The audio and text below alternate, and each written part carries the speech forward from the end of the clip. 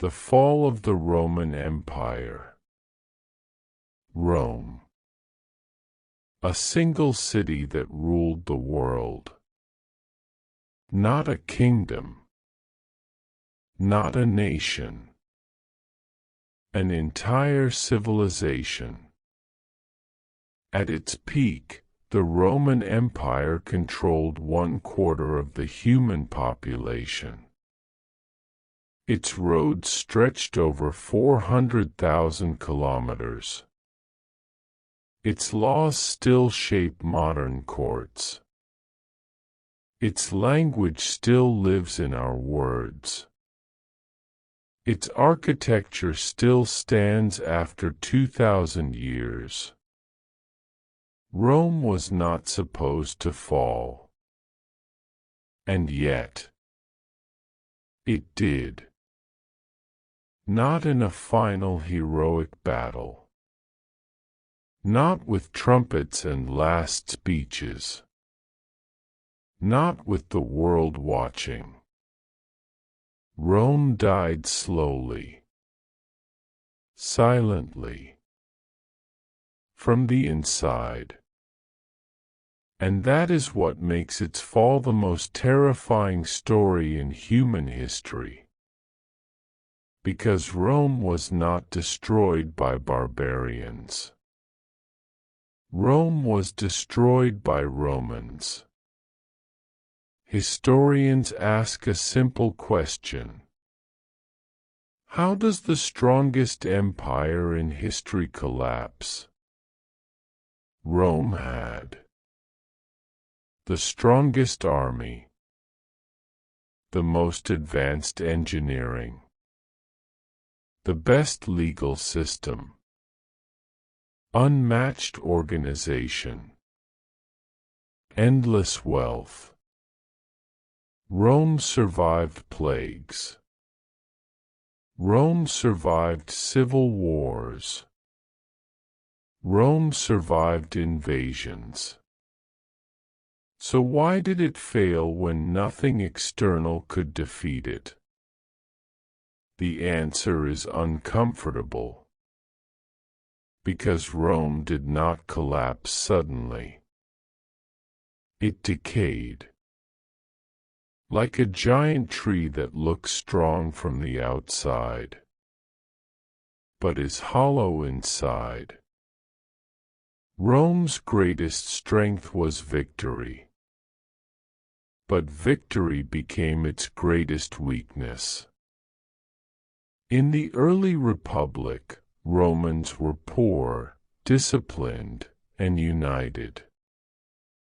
Citizens farmed their own land. They fought their own wars. They lived simple lives. Service to Rome was honor. But as Rome expanded, everything changed. Gold flooded the city. Slaves replaced workers. Foreign goods replaced discipline. Luxury replaced sacrifice. Romans stopped producing and started consuming. The empire became addicted to comfort. And comfort is the silent killer of civilizations. The shocking truth about Roman life. By the late empire, most Roman citizens did not farm, did not fight, did not work. The state provided free grain, free entertainment, free festivals. This policy was called bread and circuses. Keep the people fed. Keep them distracted. Keep them silent. Gladiator games were not sport. They were mass psychological control. Romans watched humans kill each other for pleasure. Blood became entertainment. Violence became normal. A society that enjoys violence loses its soul. A civilization without purpose. Rome once lived for duty. Now it lived for pleasure. Politics became corrupt. Justice was for sale. Senators served wealth, not Rome. The question Romans stopped asking was, "What can I give to the empire?" Instead, they asked, "What can I take?" And when a civilization reaches that point, collapse is no longer a possibility. It is inevitable. Rome did not fall because it was weak. Rome fell because it forgot why it was strong. And this was only the beginning. Because next, we will see how Rome lost its army, destroyed its economy, and handed its power to its enemies without realizing it. When morality collapsed, every civilization stands on values before it stands on walls. Rome's walls were strong, but Rome's values were collapsing. Early Romans believed in discipline, duty, sacrifice, honor, loyalty to the Republic. A Roman citizen once believed that dying for Rome was the highest honor. But centuries of comfort changed the Roman soul. Luxury replaced simplicity. Pleasure replaced purpose. Desire replaced duty. Rome did not lose its army first. Rome lost its character. Decadence, the silent invasion. The most dangerous invasion Rome ever faced did not come from outside. It came from within. Roman elites lived lives of extreme excess. Endless banquets. Massive feasts while citizens starved. Servants and slaves for every desire. Sexual indulgence without restraint. Some Roman banquets lasted for days. People ate until they vomited, then continued eating. This was not celebration. This was degeneration. A civilization that cannot control its desires, cannot control its destiny. Sex, power, and corruption. By the late Empire, sexual restraint was mocked. Marriage weakened. Family structure decayed. Children became burdens, not blessings. Some emperors openly treated power as entertainment. Positions were given not for merit, but for pleasure, loyalty, or bribery. Rome did not reward virtue anymore. It rewarded obedience to corruption. When morality collapses at the top, collapse spreads to the bottom.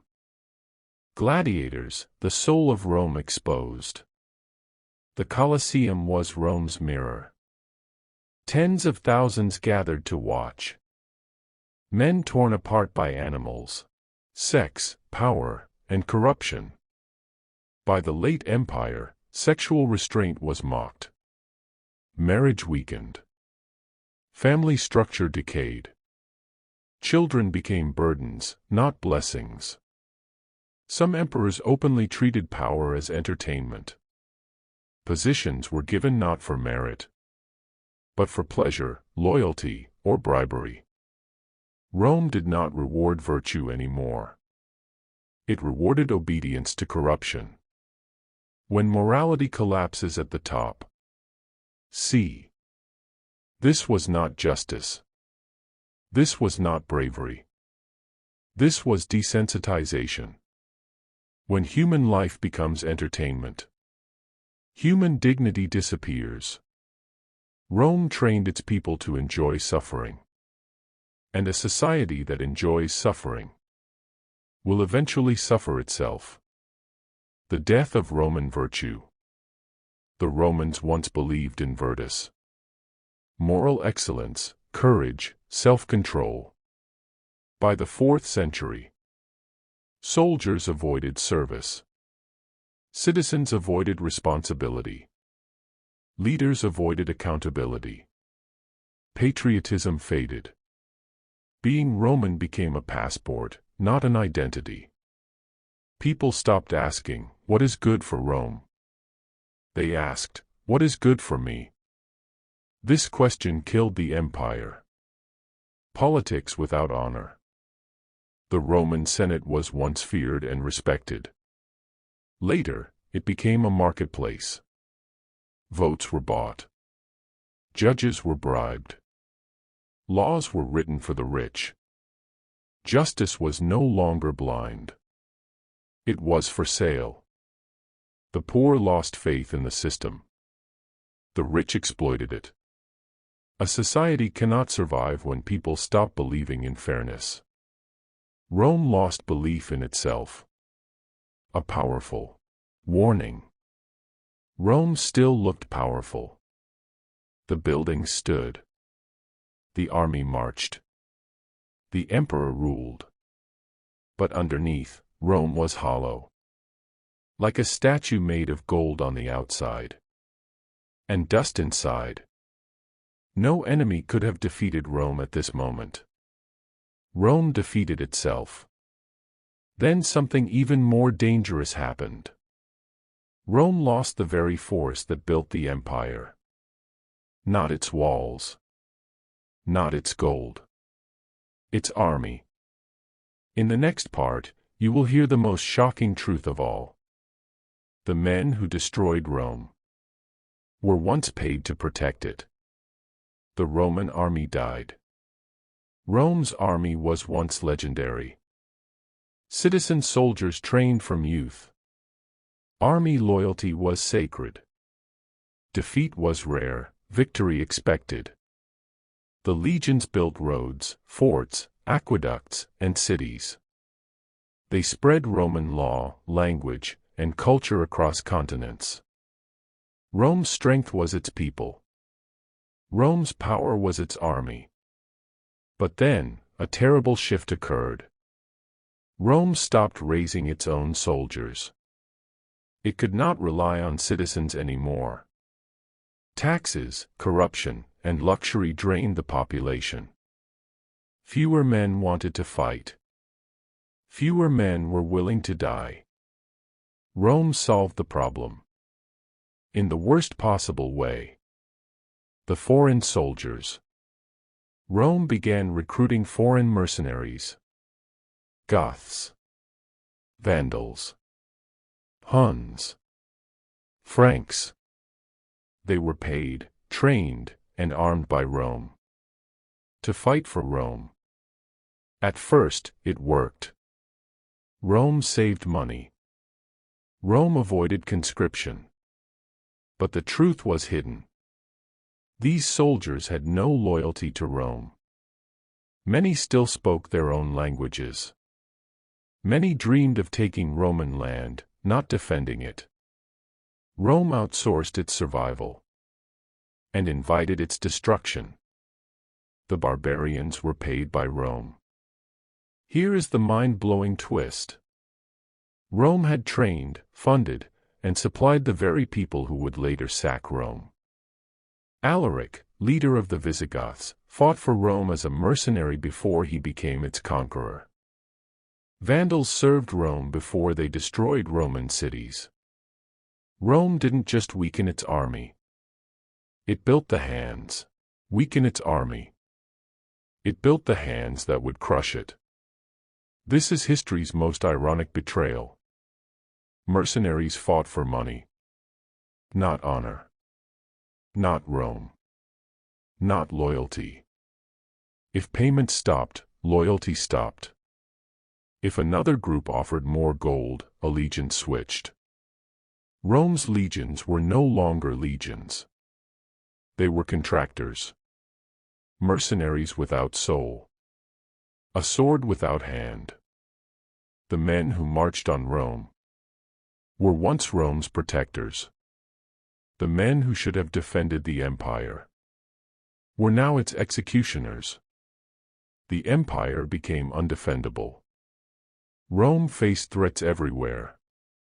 Eastern Persians, northern Germanic tribes, Huns descending from Asia, internal revolts. Yet the Roman army could not respond effectively. It was a patchwork of mercenaries, each with their own motives. The empire had money. It had resources. It had strategy. But it lacked loyalty. And without loyalty, power collapses. The silent suicide of Rome. Rome could have reformed. Stop hiring mercenaries. Encourage citizens to fight. Restore discipline and values. But corruption, greed, and decadence prevented it. Rome's leaders were too busy enjoying luxury, power, and comfort. Rome's citizens were too distracted by entertainment. Rome's army was a shadow of itself. And in history's cruelest irony, the empire did not fall in battle. It dissolved from within. Next, we will uncover how Rome destroyed its own economy. How inflation, taxation, and debt spread like poison. And how, step by step, the empire handed control to outsiders. Rome's collapse was not one event. It was a chain reaction, the gold that turned to dust. Rome was rich. Gold flowed from every corner of the empire. Egypt's fields, Spain's mines, Africa's deserts. The empire seemed unstoppable. But Rome mishandled its wealth. The government spent more than it earned. Wars were expensive. The army demanded more pay. Luxury at the top drained resources. And when the treasury ran low, Rome did something desperate. It debased its currency. Coins that once contained real silver and gold were now mixed with lead, copper, and cheap metals. People noticed. Merchants noticed.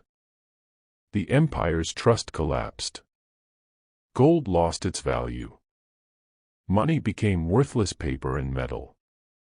And the backbone of civilization, commerce, began to crumble. The shocking truth about inflation. Rome's price of bread, wine, and oil skyrocketed. Farmers could not pay taxes. Merchants could not sell goods. Soldiers demanded higher pay. Inflation spiraled out of control. Families that once lived comfortably were now starving. Cities emptied. Farms abandoned. Rome's economy was in freefall. And the people who once built the empire now could not survive in it. Taxation without relief. Rome turned to extreme taxation. Not just the rich, but the middle class, farmers, and laborers. If you owned land, you were crushed. If you worked the fields, you were exploited. If you were a citizen, the state demanded loyalty in the form of money or service. Families fled cities. Villages emptied. The labor force collapsed. Rome's golden empire had no workers left to sustain it. The middle class is the foundation of any civilization. Rome's middle class died under taxes, inflation, and corruption. The rich hoarded wealth. The poor were destitute. Cities became slums. Trade slowed. Craftsmen disappeared. Knowledge stagnated. An empire built on law, order, and economy was now a hollow shell, sustained only by mercenaries and empty prestige. Economy plus army equals the perfect storm. with soldiers loyal only to gold, with citizens too poor to fight or farm, with money that had no value. Rome was not weak. It was unmanageable. No army could defend a city that had no resources. No government could rule a people who had lost trust.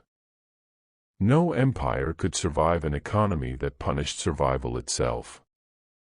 And so, the stage was set.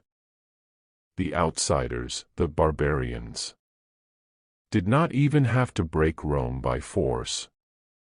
Rome had already broken itself. The barbarian invasions that finished what Rome started. How migration, politics, and weak leadership handed the empire away. The shocking events of 410 AD and 476 AD. And why the fall of Rome was not one moment, but a series of unstoppable failures. Rome's collapse was both internal and external. But the internal decay was the true key, barbarians and the final act. Rome did not fall overnight.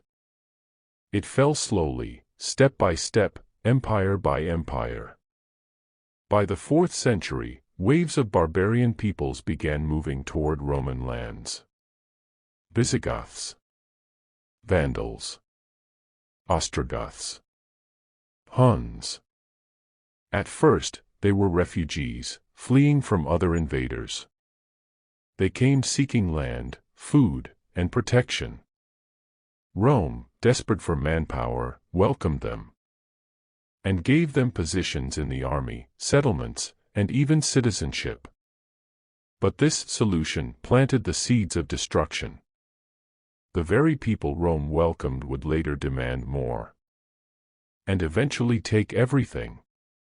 The Visigoth leader Alaric marched into Rome. No massive army.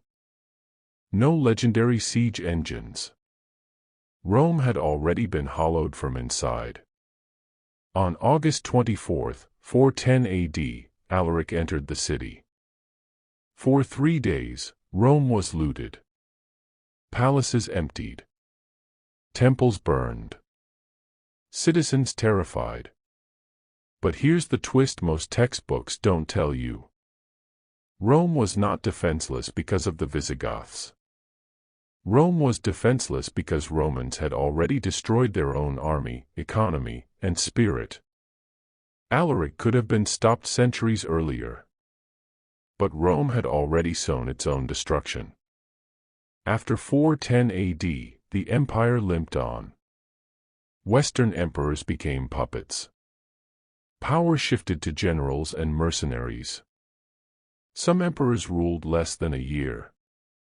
Corruption and intrigue dominated politics.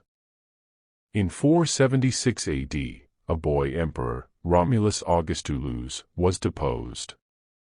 He was just 16 years old. He had no army. He had no allies. The Western Roman Empire ended quietly. No dramatic battle. No heroic defense. No last emperor speech. The city of Rome had survived for over 1,000 years. And ended like a candle snuffed out. Rome's fall was not a single event. It was a chain reaction. Loss of virtue and discipline. Moral decadence at the top. Mercenary armies with no loyalty. Economic collapse and extreme taxation. Barbarian migration and internal weakness. Puppet emperors, corrupt governance. By the time Alaric marched in, the empire was already dead. Rome's end teaches us. External enemies only finish what internal decay begins. Untold, mind-blowing facts.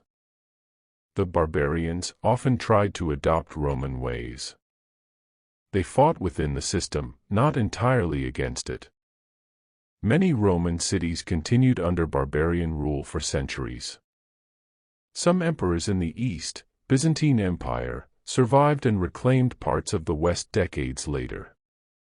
Rome's fall was not the end of civilization, but a transformation. The empire that seemed eternal became the foundation of medieval Europe. Rome fell because it forgot itself, because it valued gold over virtue, comfort over duty, and entertainment over courage. The barbarians did not kill Rome. They simply walked into the vacuum Rome had created. Rome's enemies were not foreign armies. Rome's enemies were apathy, decadence, and internal decay. In the next part, we will explore how the Eastern Roman Empire, Byzantium, survived. How Rome's legacy influenced Europe. The untold influence of Rome on religion, law, language, and architecture. And why the fall of Rome is still relevant today. The story of Rome is not just history. It is a mirror of every empire, every civilization, and every society that follows. While the Western Roman Empire crumbled, the eastern half survived. Its capital, Constantinople. Its foundation, Roman law, military discipline, and culture. The Byzantine Empire endured nearly 1,000 years after the fall of Rome. It preserved Roman engineering, Roman administration, Roman art, Roman knowledge. This was not mere survival. It was Rome reborn in a new form. Even as the West burned, the East became a living archive of Roman civilization. Roman law, the rule of civilization. Rome's greatest invisible weapon was its law. The 12 Tables, the Justinian Code, the legal traditions. These systems outlived emperors, armies, and cities. Rome taught the world. Society survives not on swords alone, but on rules, justice, and order. Modern law systems in Europe, America, and beyond still borrow directly from Roman principles. Rome fell, yes, but its rules still govern our daily lives. Roman language and culture. Latin was the language of power. Even after Rome's political collapse, Latin remained the language of the Church. Latin shaped French, Spanish, Italian, Portuguese, and Romanian. Roman culture, art, and architecture inspired the Renaissance centuries later. Rome's story proves empires die, but ideas live forever. Christianity, from empire to global faith. Christianity, once a persecuted religion, became Rome's spiritual backbone. It unified diverse peoples under one moral system. It preserved knowledge in monasteries. It became a civilizing force in medieval Europe. The religion that some claim weakened Rome actually carried its legacy forward, transforming the moral and cultural world. Rome fell politically, but spiritually, it inspired the world for centuries. Architecture and engineering, building immortality. Roman roads, aqueducts, and bridges still stand. Roman amphitheaters still host audiences. Roman domes and arches inspired cathedrals worldwide. Rome's greatest gift. Not gold. Not conquest. But the blueprint of civilization itself. Even in ruins, Rome taught. Build with vision, and time cannot destroy you. Lessons for modern society. The fall of Rome is not just history. It is a warning. Every civilization risks collapse when virtue is replaced by decadence. Discipline is replaced by comfort. Loyalty is replaced by greed. Knowledge is replaced by distraction. Rome's enemies were never just barbarians. Rome's enemies were apathy, corruption, and decay from within. Look around you. Roads, law, architecture, language, religion, government, calendars, all carry Rome's fingerprint. Democracy, republics, and civic duty trace back to Roman ideas.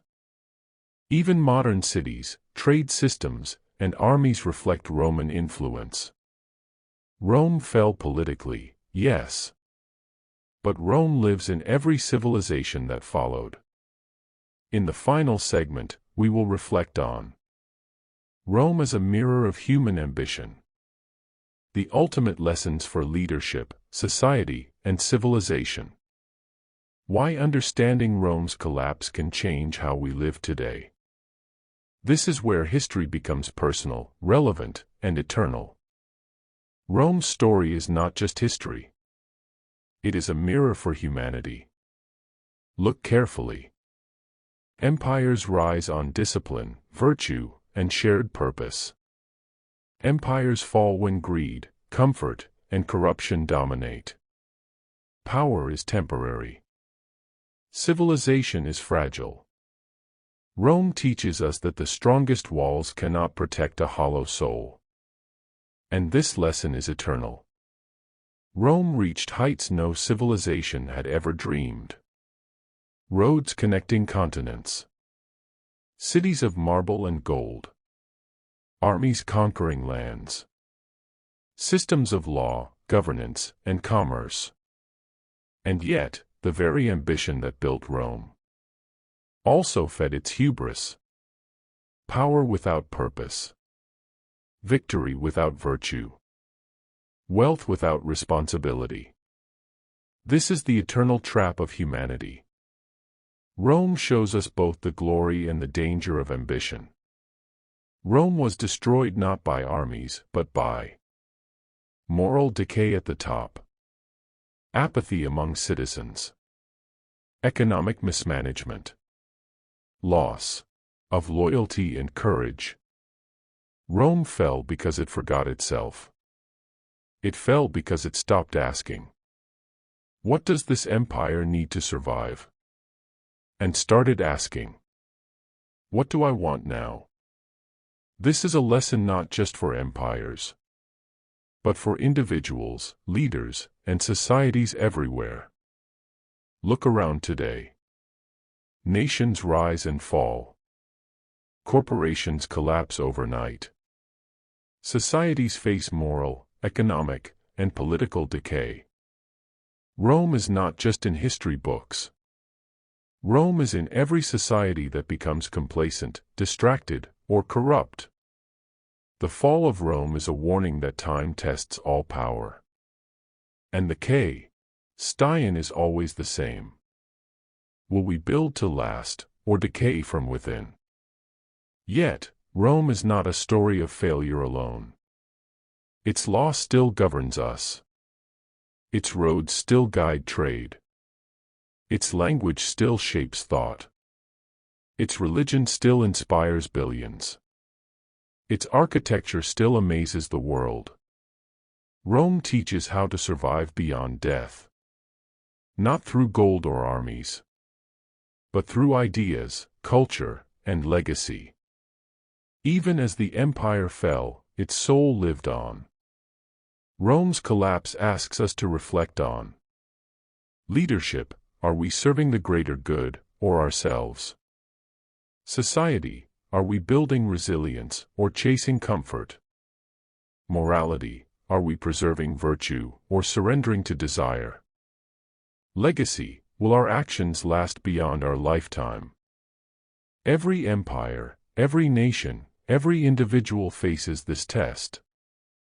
Rome's story is a guide, warning, and inspiration. Rome fell. Not with a roar. Not with a single battle. Not with a hero to defend it. It fell silently, internally, inevitably. Yet Rome lives. In law, language, faith, architecture, and culture. In lessons for leaders, nations, and humanity itself. In the warning. Power without virtue is temporary. Wealth without wisdom is fragile. Civilization without purpose is doomed. Rome's fall is not the end of history. It is a reflection of every civilization, including our own. So, remember this. Build with purpose. Serve with discipline. Preserve virtue. Think beyond yourself. Because Rome shows us. Even the mightiest can fall. Even the eternal can vanish. Even the world can change in ways you never imagine. But what is built with wisdom, courage, and meaning can last forever. Rome fell. But Rome teaches. And Rome inspires. History listens. Will we?